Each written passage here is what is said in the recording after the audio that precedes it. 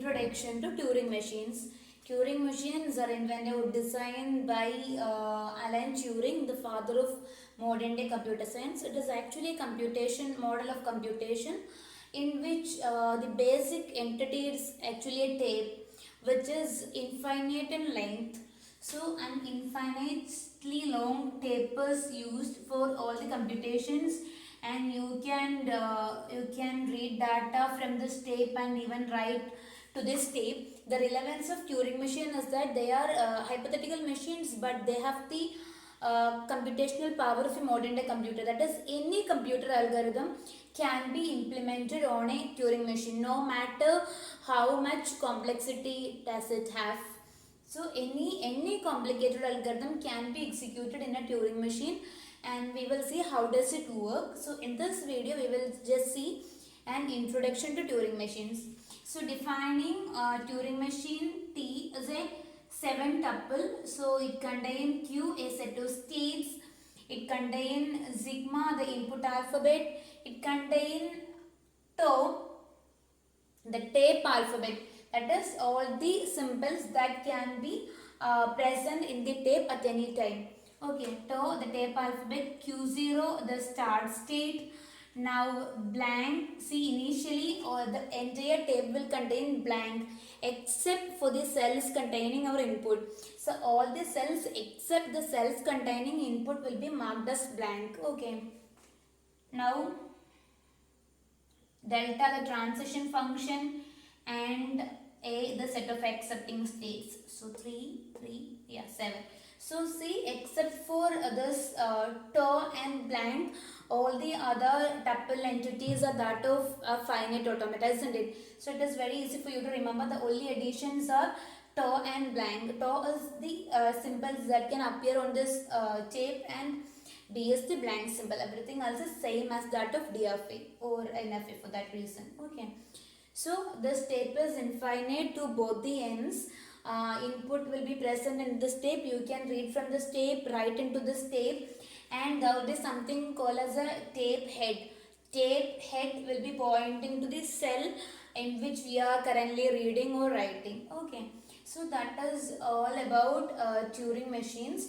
Now we will see how exactly does a Turing machine work. Okay. Again, the tape head can move to left or right direction. See, here the transition function will take a state Q and a tape symbol tau as an argument, and its output will be a state, say it is Qi, so some other state, or even the same state Qj. Now in the new tape symbol, that is, if you are overwriting the current tape symbol with something else, the new tape symbol and the direction in which you have to proceed, that is whether you have to proceed in the left direction or right direction. You can move in both directions. So this is how the transition functions look like. That is, the transition function takes as its arguments a state and a symbol. Now a new state or the same state can be resulted as the output state. Now a new tape symbol can be written in that particular cell, and you can move either to the left or right. So you can take any direction. This is the format of transition functions. Okay. Now with this theories, we will see an example. Okay. So we will see how does a Turing machine which accept the strings 0 raised to n, 1 raised to n works. Okay. So we want to design a Turing machine that accepts strings 0 raised to n, 1 raised to n over the alphabet sigma 0, 1. Our alphabet contains zeros and ones. It's a binary alphabet, and we want to design a Turing machine that accepts 0 raised to n and 1 raised to n. So for the sake of understanding, I'll write a tape and will take an example. Again, this is just for the sake of convenience. This algorithm or this Turing machine that we design will work for all the values of n. Okay. So we are assuming that n is greater than or equal to 1 at least here. So for example, just for the sake of input, I am taking 0, 0, 1. Okay. And all the other tape symbols are blank, as I told in the beginning. Okay, so because all the cells that doesn't contain that do not contain input symbols will be having blank. So we will see how does this Turing machine work, or how can we design a Turing machine. So to make your understanding better, I am drawing it as a finite automata. I mean drawing it as a transition diagram. Yeah. So initially assume that we are in the state Q0. Okay. So assume that we are in state Q0. Now if you are seeing a 0, what do you need? You need the same amount of ones here also, isn't it? So if you are seeing a 0 here, you just make the 0, you just convert this 0 into an x. You can convert this into any symbol for that matter, or you can design a Turing machine that works in some other way. The only thing is that it should work. It should reject all the strings of this format, and it should reject all the strings not of this particular format. So I am converting the 0 into an x. So I am writing that code, that is, if you are seeing a 0, you convert that into an x and move to the right. Okay, if you are seeing a 0, you convert that into an x and move to right. Alright, now what I am doing is, so I am entering another state. After doing this, I am entering another state, now Q1. Now what I am looking for is a 1. So when I see this 1, because for every 0 there should be a 1, isn't it? So what I am looking for is another 1.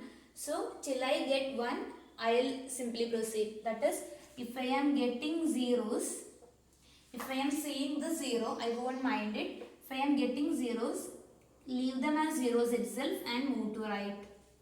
Okay. That is, all the zeros should be skipped because we are writing a 1. Okay. See, all the transitions that are not defined here will take you to the trap state. Fine. So 0, if it is a 0, you just skip it and move forward. That is, all the zeros should be skipped because we are on the run to find a 1. Yeah. So when you find a 1, what you have to do is you have to convert that 1 into a y and keep going rightwards. Or you can even move to left, isn't it? After getting the first one, you can move to left.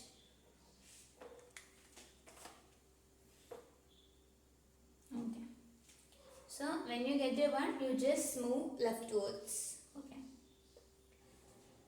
So this is the first one that you got. So that one will be converted to y. Yeah. And you are moving leftwards. Okay. Now what you are doing is, so you are entering another state Q2. Now when you move left, you may encounter zeros, but don't take it because you need the leftmost 0.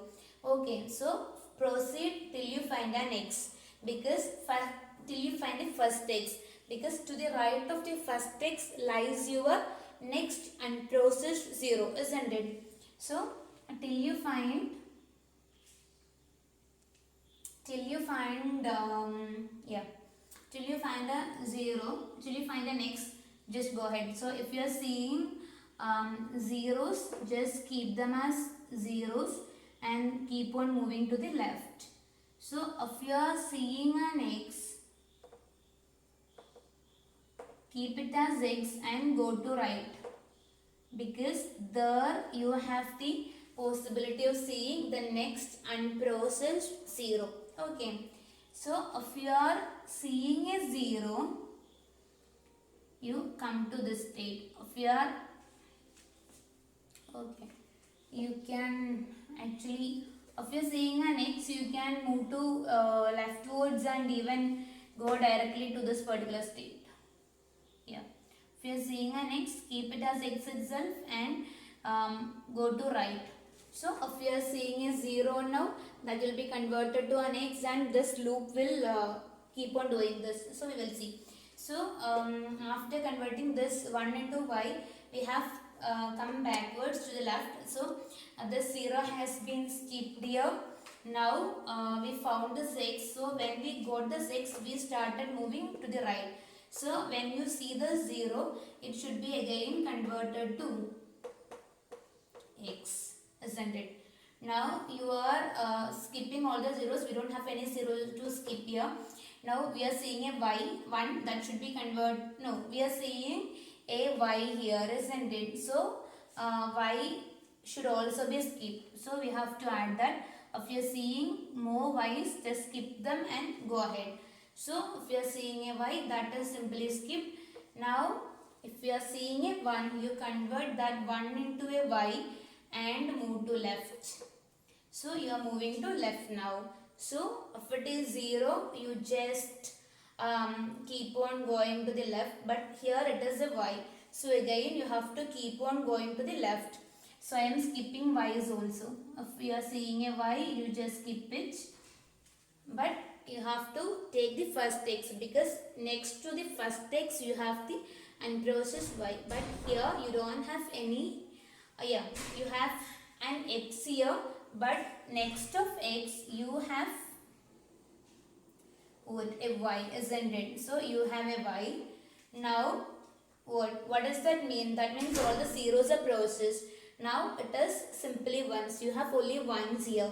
So the next condition is there should not be any 1 now, because all the zeros are processed. Now you should not encounter any 1, isn't it? So if you are seeing a y, keep it as y itself and move to right. Then I am entering another state, say Q3. Now if you are seeing more y's, keep them as y itself and go ahead. Now if you are reaching a blank, you are not supposed to reach a 1, but if you are reaching a blank, just keep the blank as blank itself and you can stop. You can give right or left, whatever you want, and you reach the final state here. So this is the Turing machine transition diagram for the Turing machine that accept the language 0 raised to n, 1 raised to n. All the transitions that are not defined in this transition diagram takes you to the rejecting state or a trap state. Okay, so all the transitions that are not not shown here will take you to the rejecting state. Okay, so what does this means? That the basic ideas for every 0 you should have a 1, equivalent 1. That is, when you see the first 0, you search for the first one. You make the first 0 as x and first 1 as y. Next you come back and take the next 0 to be processed. You make the next 0 as an x and go to the right in search for a 1. When you see that 1, convert that to a y. And at the end, when all the zeros are processed, you will see a y close to the x. That means all the zeros are processed. Then you should not encounter any more 1. That is, as and when you bypass the y's, you should be ending at a blank symbol. If it is like that, your Turing machine is accepting 0 raised to n, 1 raised to n. So this is the Turing machine for this particular question. Hope you understand. Now we have, so this is a deterministic Turing machine, because for at one state for a single input we have only one move. So non-deterministic Turing machines are Turing machines just like finite automaton, non-deterministic finite automaton. For the same state and for same input symbol they have several moves. That is the only difference between non-deterministic and deterministic Turing machine. Again, non-determinism doesn't add any computational power to a Turing machine. That is, non-deterministic and deterministic Turing machines are exactly same in terms of their computational complexity. I mean, a non-deterministic Turing machine can be converted to a deterministic Turing machine as well. So this is the transition diagram. If you want it as transition function, want to write it as transition function, you can definitely write that. I will show an example. At Q0, if you are getting 0, what you will do is you will go to Q1. That 0 will be converted to X and the direction that you are taking is right. So this is how you define the transition. Similarly, you can define all the transitions as transition function if you prefer this format. Okay. So that is all about an introduction to Turing machine. In one of our coming videos, we will be seeing more designing examples. So hope you understood this design, and this is how Turing machines work. They can simulate any computer algorithm, no matter however complex it is. So hope you understood. Thank you.